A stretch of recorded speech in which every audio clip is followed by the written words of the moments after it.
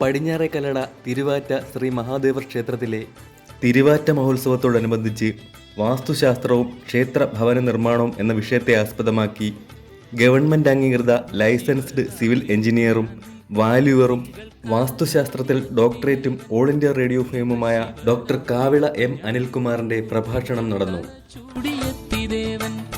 ആ വിശ്വശക്തിയെ കണ്ടു ഞാൻ തൃപ്പാദ പത്മത്തിൽ വീണു നമസ്കരിച്ചു.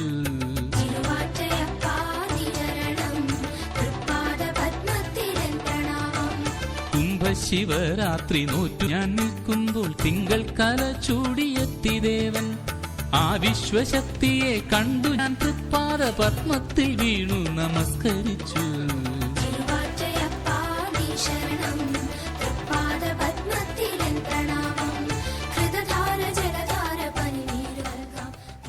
തിരുവാറ്റ ശ്രീ മഹാദേവർ ക്ഷേത്രത്തിലെ തിരു ഉത്സവത്തോടനുബന്ധിച്ച് ഇങ്ങനെ ഒരു പ്രഭാഷണം നടത്തുവാൻ അവസരമൊരുക്കി തന്ന ഈ ക്ഷേത്രത്തിൻ്റെ ബഹുമാന്യനായ പ്രസിഡന്റ് ശ്രീ ശിവരാമപിള്ള അവർകൾ, സെക്രട്ടറി ഹരീഷ് കുമാർ, പ്രത്യേകമായി ഞാൻ നന്ദി പ്രകാശിപ്പിക്കുകയാണ്. ഇവിടെ കുടികൊള്ളുന്നത് സാക്ഷാൽ പരമശിവനാണ്. ആരാണ് പരമശിവൻ? പരമശിവൻ ലോകനാഥനാണ്. 3 ലോകത്തിന്റെയും അധിപനാണ് പരമശിവൻ. മനസ്സ് തുറന്ന് പ്രാർത്ഥിച്ചാൽ എന്തും നൽകുന്ന ദേവനാണ് സാക്ഷാൽ പരമശിവൻ, അല്ലേ? അതായത് തൃക്കണ്ണനാഥൻ. ഇവിടെ വാസ്തുശാസ്ത്രം എന്ന വിഷയം തന്നെ ഞാൻ തിരഞ്ഞെടുത്തിരിക്കുന്നത് ആ വാസ്തുശാസ്ത്രത്തിന് ചില പ്രാധാന്യങ്ങളുണ്ട്. എന്താണെന്നറിയാമോ? ഇവിടെ വാസ്തുശാസ്ത്രത്തിന് ആയി ബന്ധപ്പെട്ടുള്ള കണക്കുകൾ കൈകാര്യം ചെയ്യുന്നത് വിശ്വകർമാക്കളാണ്. എന്താണ് വിശ്വകർമാവിനുള്ള പ്രാധാന്യം? ഒരു വിശ്വകർമാവിന്റെ ജനനം എന്ന് പറയുന്നത് പരമശിവന്റെ 3ാം കണ്ണിൽ നിന്നും പുറത്തു വന്നവരാണ് വിശ്വകർമാക്കൾ എന്നാണ് പറയുന്നത്. ഇങ്ങനെ പുറത്തു വന്ന വിശ്വകർമാവ് 8 കൂട്ടം പ്രധാനപ്പെട്ട കാര്യങ്ങളുമായിട്ടാണ് പുറത്തു വന്നത്. അതിൽ അളവിന്റെ സാധനമായിരുന്നു അളവ് കോല്. അതുകൊണ്ടാണ് പണ്ട് കാലങ്ങളിൽ നമ്മൾ ഭവനങ്ങൾ നിർമ്മിക്കാൻ ഉദ്ദേശിക്കുമ്പോൾ ഒരു വിശ്വകർമാവിനെ നാം കാണാറുണ്ട്. ആ വിശ്വകർമാവിനെയാണ് അതിന്റെ കുറ്റിയടി കർമ്മം അല്ലെങ്കിൽ വീടിന്റെ കല്ലടിയൽ കർമ്മത്തിന് വേണ്ടി നാം ക്ഷണിക്കുന്നത്. ഒരു അളവ് കോലുമായിട്ടായിരുന്നു നമ്മുടെ വീടിന് സ്ഥാനം കാണാൻ വരുന്നത്, അല്ലെ? എന്താണ് ആ കൊണ്ടുവരുന്ന അളവ് കോല് എന്ന് പറയുന്നത്? ഇന്ന് ആ അളവ് കോല് കാലഹരണപ്പെട്ടു പോയിരിക്കുകയാണ്. ആ അളവ് കോലിന് പകരം മെഷർമെന്റ് ടേപ്പുകളാക്കി മാറ്റി, അല്ലെ? ആ വിശ്വകർമാവ് കൊണ്ടുവന്നിരുന്ന അളവ് കോല് എന്ന് പറയുന്നത്, ഒരു കോല് എന്ന് പറയുന്നത് 24 അങ്കുലം ചേരുന്നതാണ് ഒരു കോല് എന്ന് പറയുന്നത്. കിഴക്ക് ദിക്ക്, തെക്ക് ദിക്ക്, പടിഞ്ഞാറ് ദിക്ക്, വടക്ക് ദിക്ക്, ഇങ്ങനെ 4 മെയിൻ ദിക്കുകളും 4 കോൺദിക്കുകളുമാണ്. ഏതാണ് കോൺദിക്കുകൾ?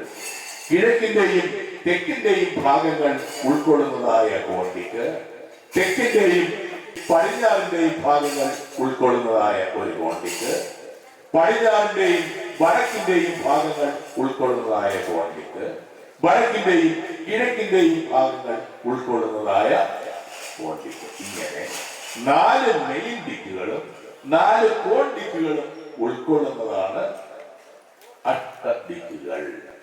ഈ അഷ്ടദിക്കുകളിലും ഭരിക്കുന്നത് ആരാണ്? സാക്ഷാൽ ദേവന്മാരാണ്. ചുരുക്കി പറഞ്ഞാൽ ഈ ഓരോ ദിക്കുകളും നിയന്ത്രിക്കുന്നത് ഓരോ ദേവന്മാരാണ്. ഈ അഷ്ടദിക്പാലകർ നമ്മെ എല്ലാം നിയന്ത്രിക്കുമ്പോൾ ഈ അഷ്ടദിക്പാലകരെ ആരാണ് നിയന്ത്രിക്കുന്നത്? ഒരു വീടാണെങ്കിലും ഒരു വസ്തുവാണെങ്കിലും അതിന്റെ മധ്യഭാഗത്തിരുന്നുകൊണ്ട് സാക്ഷാൽ സൃഷ്ടികർത്താവായ ബ്രഹ്മദേവനാണ് നിയന്ത്രിക്കുന്നത്.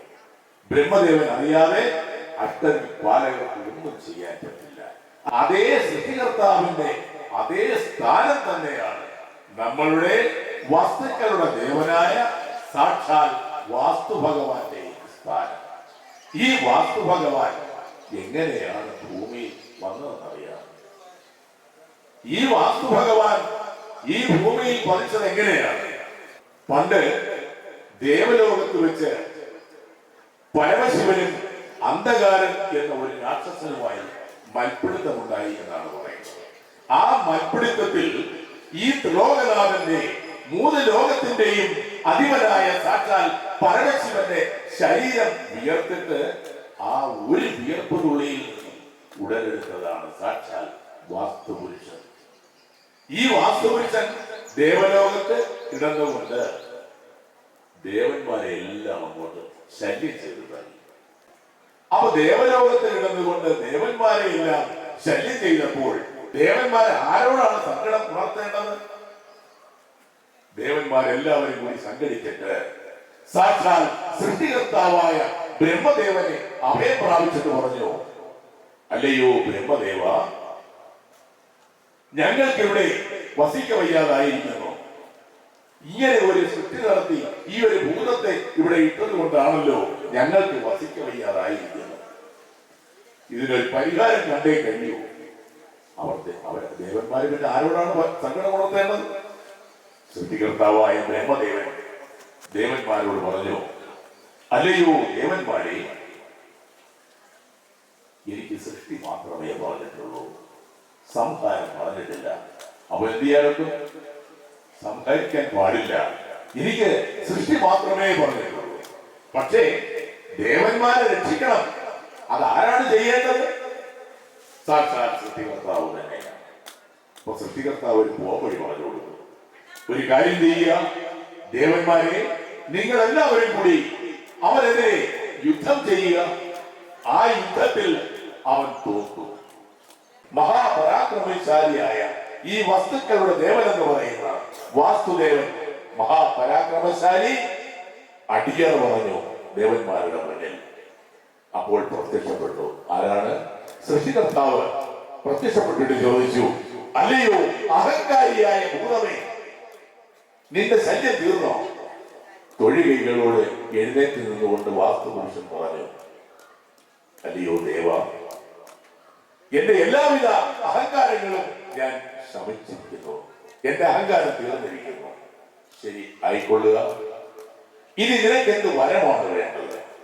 ഇത്രയും ഈ അക്രമങ്ങൾ കാണിച്ചപ്പോഴും ചോദിക്കുകയാണ്, ഇനി നിനക്ക് എന്ത് വരമാണ് വേണ്ടത്? അങ്ങനെ വരം ചോദിച്ചപ്പോൾ ഈ വസ്തുക്കളുടെ ദേവൻ വാസ്തുദേവൻ പറഞ്ഞു, അല്ലയോ ദേവ, ഈ ഭൂമിയിൽ വന്നു കിടന്നുകൊണ്ട് പാവപ്പെട്ട ഭൂവാസികളെ ആണല്ലോ ഞാൻ ശല്യം ചെയ്തത്. ഇനി ഞാൻ അവരെ ഒരിക്കലും ശല്യം ചെയ്യില്ല. അതിനെന്തു വേണം? ഒരു കാര്യം ചെയ്യാം. എല്ലാവരുടെയും ഈ ഭൂവാസികളുടെ ഒരു ആഗ്രഹമാണ് അവരുടെ വിവാഹ ജീവിതം കഴിഞ്ഞാൽ ഒരു സ്വപ്ന ഭവനം പണിയുക എന്നുള്ളത്, ഒരു വീട് പണിയുക എന്നുള്ളത്, അല്ലേ? അങ്ങനെ സ്വപ്ന ഭവനം പണിയുമ്പോൾ നിന്നെ 3 പ്രാവശ്യം പ്രാർത്ഥിക്കും. ഭവനം നിർമ്മിക്കുമ്പോൾ എപ്പോഴൊക്കെയാണെന്നറിയാം. 1, അതിന്റെ കല്ലിടിയിൽ കർമ്മം. 2, അതിന്റെ കപ്പളവെത്ത സമയം. 3, ആ ഭവന നിർമ്മാണം തീർത്തു. അതിന്റെ പാലുകാഴ്ച കർമ്മം നടക്കുമ്പോൾ ആചാര്യനും ആ വീടിന്റെ ഗൃഹനാഥയും ഒത്തുചേർന്ന് 3 പ്രദക്ഷിണം വച്ചതിന് ശേഷം ആ ഭവനത്തിനുള്ളിലേക്ക് കയറുന്നു. നേരെ കയറുന്നത് സാക്ഷാൽ അടുക്കളയിലേക്കാണ്. എന്താണ് അടുക്കളയ്ക്ക് ഇത്രയേറെ പ്രാധാന്യം? ഈ അടുക്കളയുടെ പ്രാധാന്യം എന്ന് പറയുന്നത് അടുക്കളയിലാണ് സാക്ഷാൽ അഗ്നിയുടെ ദേവനെ പ്രതിഷ്ഠിക്കുന്നത്.